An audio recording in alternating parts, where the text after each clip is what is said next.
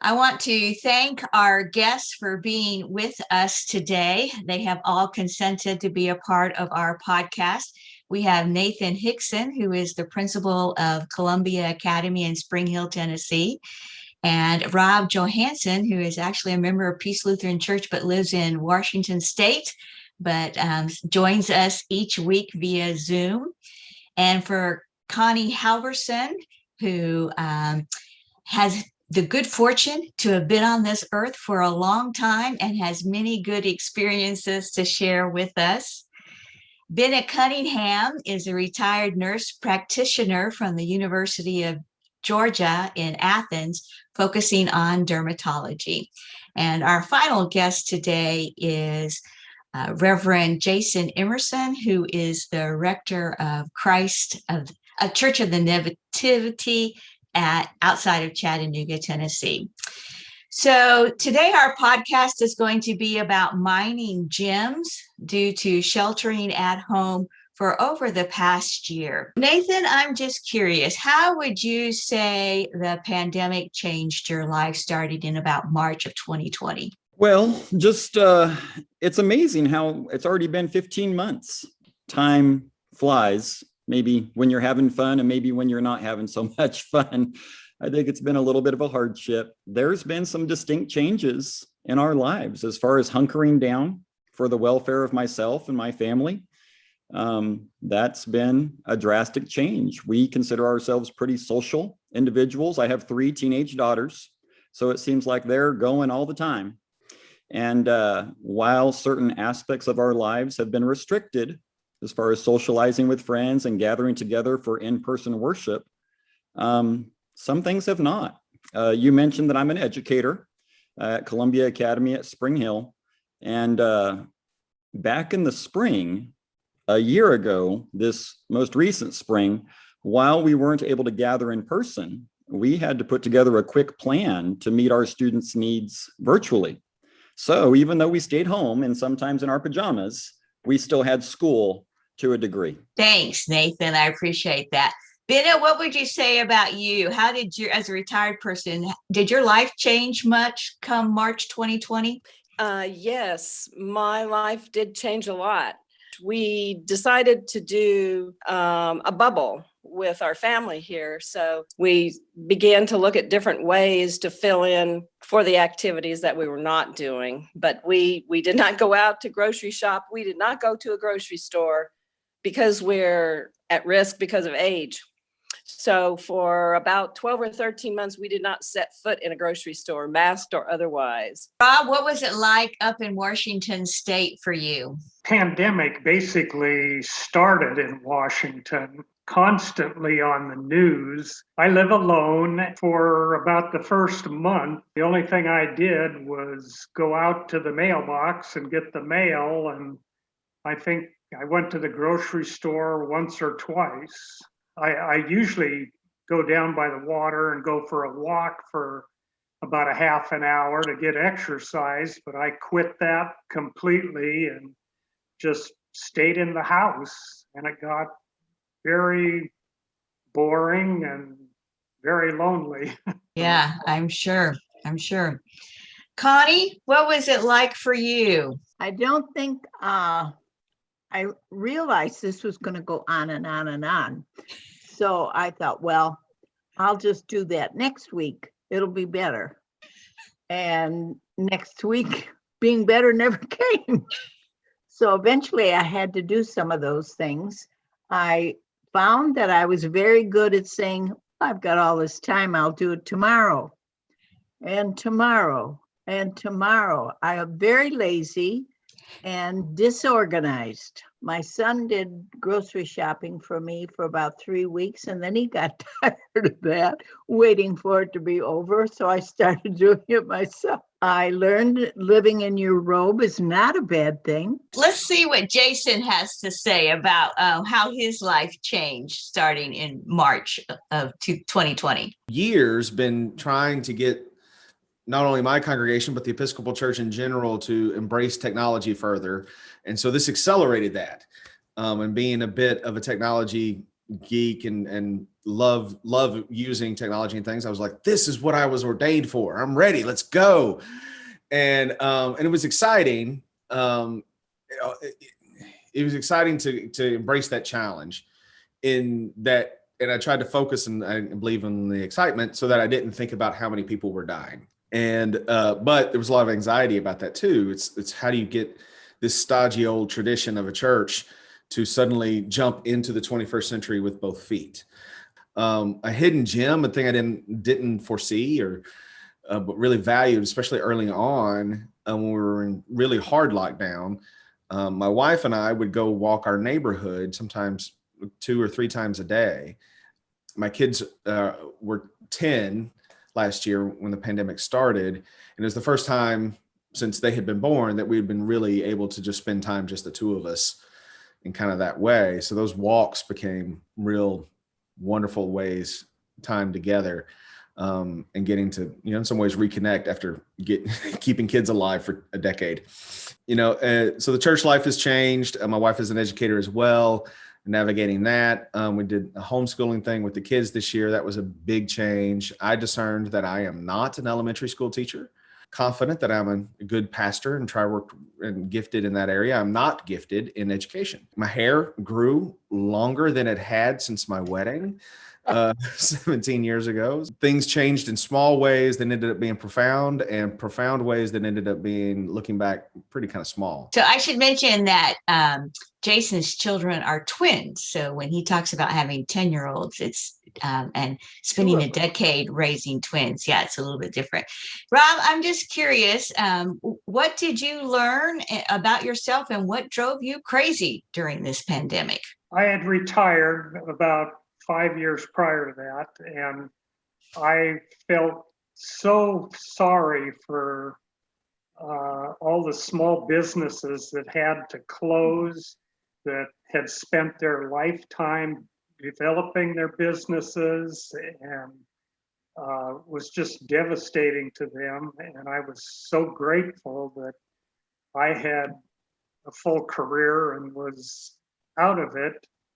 But like I say, I just felt so sorry for all those businesses. And then when all this rioting started, I really felt sorry for those people, because many of them lost everything and it had nothing to do with them. Benna, how about you? What did you learn about yourself and what drove you crazy during the pandemic? What I learned about myself is that I really love the comfort of simple routines. I found that to be very valuable. We have a busy life ordinarily, and sometimes routines kind of fly out the window if we're not careful. Meal times get adjusted. Monday's not laundry day anymore. Saturday is not necessarily cleaning day.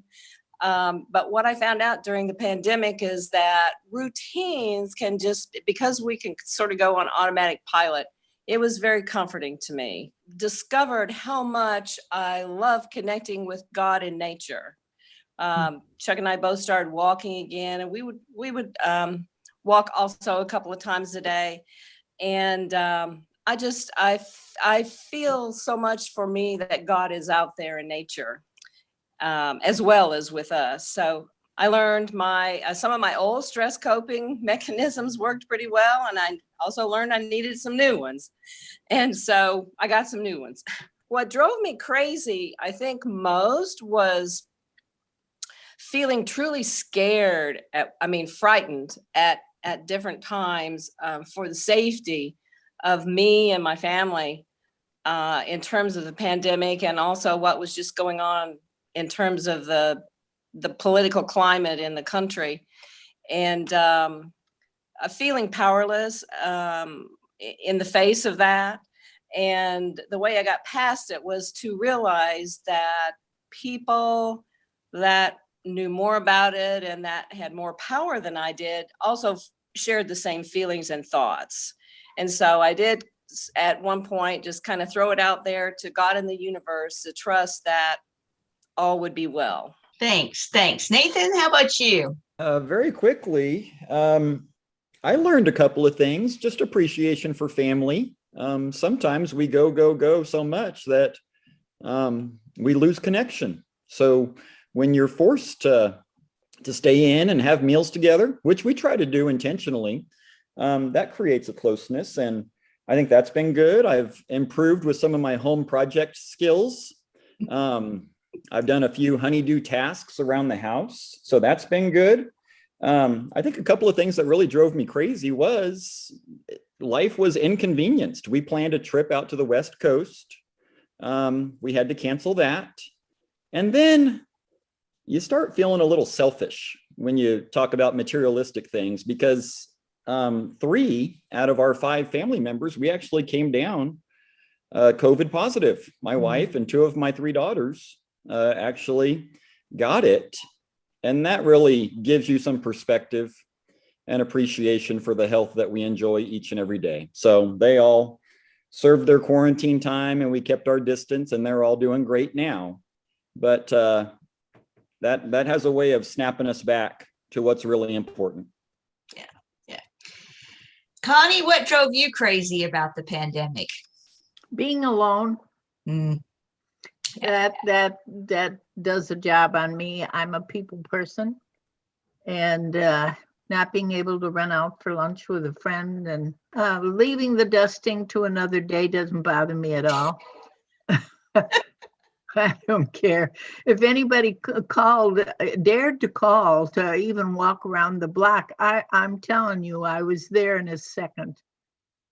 Thanks, Connie. How about you, Jason? Well, I learned that a lot of what I'm not, as I mentioned, an elementary school teacher.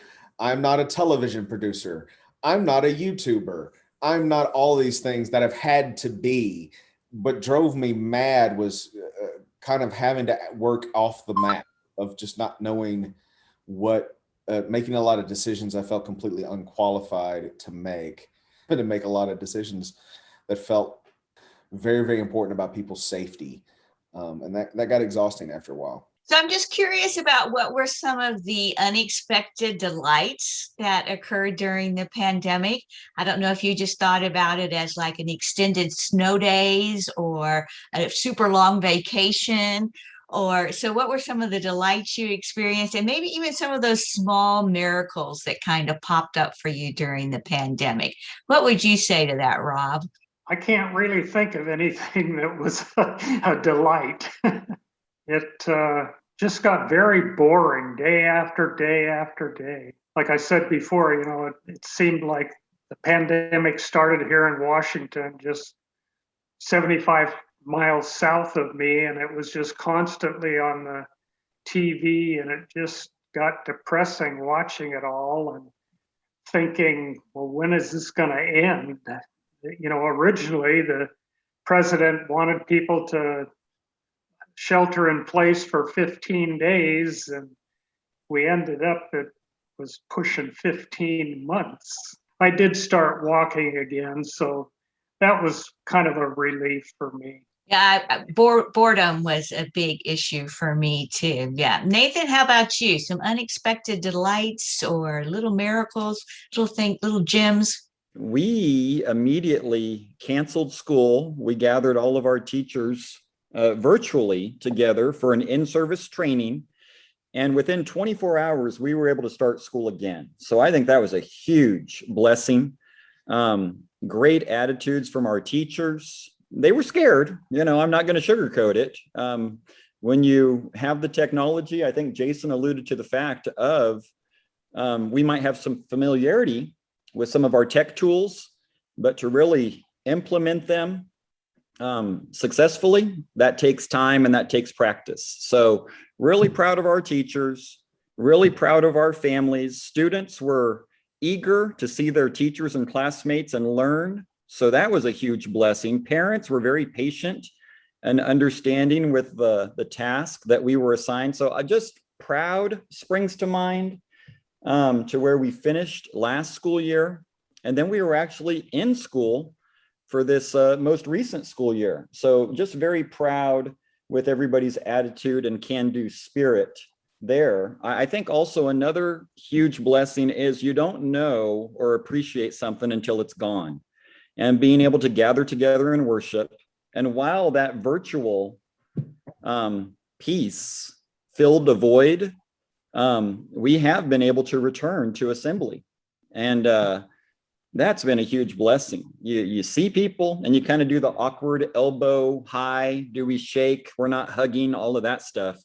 But just being in the same room, some have masks, some don't, but it's just that personal connection. And that's been a huge blessing because once again, you appreciate it more maybe than before. Yes, yes. Jason, what about you? My wife and I getting to spend more time together was an unexpected gem. And so we got a cat. I had no plans of ever having pets.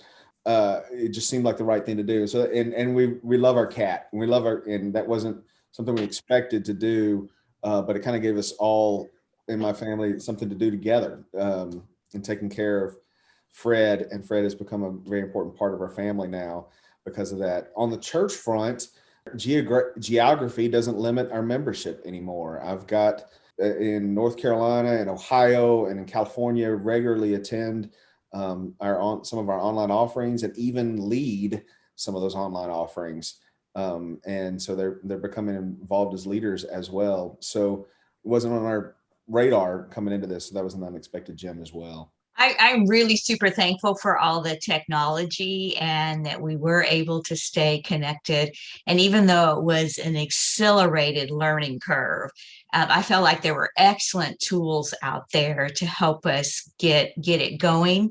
I've also expanded that just beyond, including Zoom or online worship service to doing movie editing. I am a movie editor, I've discovered, and now I'm learning how to be a podcast producer. And Easter and Christmas productions were virtual sorts of pageants, which I am a data wrangler, I guess is the word to say, to get all kinds of people in all different places able to participate. But I love that I had one lady at our church who never ever texted, didn't want to learn how to text, but she got on Zoom and said it was easy peasy. And now she texts. And so I love that technology is easy and accessible. That's been a huge blessing.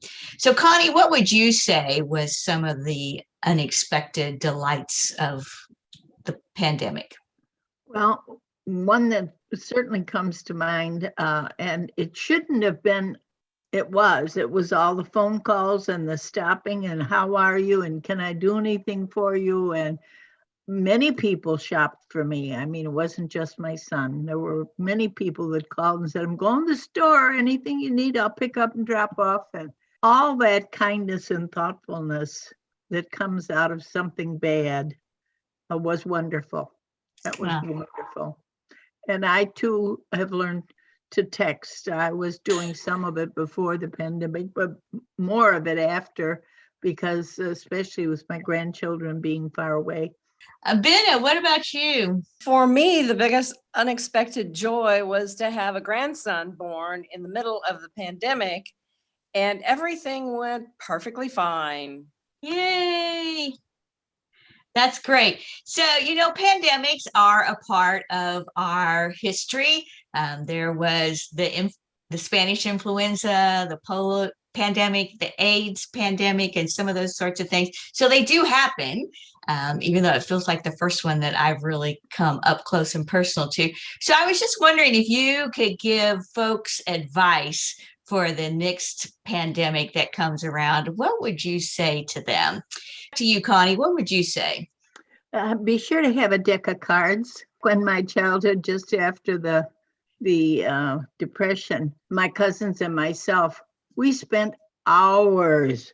You can play 100 games with one deck of cards. Rob, how about you? What would your advice be? To have a good supply of books on hand. You have plenty of time. And did an awful lot of watching TV, which may not have been the best thing. I know it got very depressing seeing some of the cities that had so many deaths that they had to store the bodies in refrigerated trailers. And it became very scary. So it's probably better to do reading instead of watching TV. Yeah. So Jason, what about you? What advice would you give? I think I would give advice to leaders and say specifically, don't politicize safety, and to take these things seriously, and to take a moment and set aside any thoughts of personal gain and think about the common good. Nathan, what about you? I took some efforts to try to do some self-improvement. Of course, that takes discipline. I, like Rob, I think I read more than I ever have before. I tried to exercise. That one wasn't as successful. You know, you always have aspirations of learning a foreign language or I'm going to learn how to play piano or something else. And those didn't really come to fruition. But I think, just to take it back to scripture, Romans 12:12 tells us to rejoice in hope, be patient in tribulation, and be constant in prayer. And I think those are great reminders when we face trials. And prayer is definitely an aspect of my life that improved as well. And Benna, we'll let you kind of have the last word there. What advice would you give? I would say stay on good terms with your friends and family, because they can be a great support system for you through this. It's not necessarily the number of friends that you have. For me, it was the quality of the relationships I had.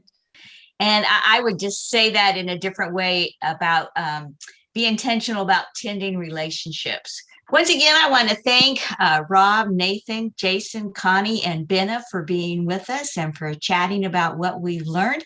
Thank you for being here with us today, and we hope each of you have a good rest of the week.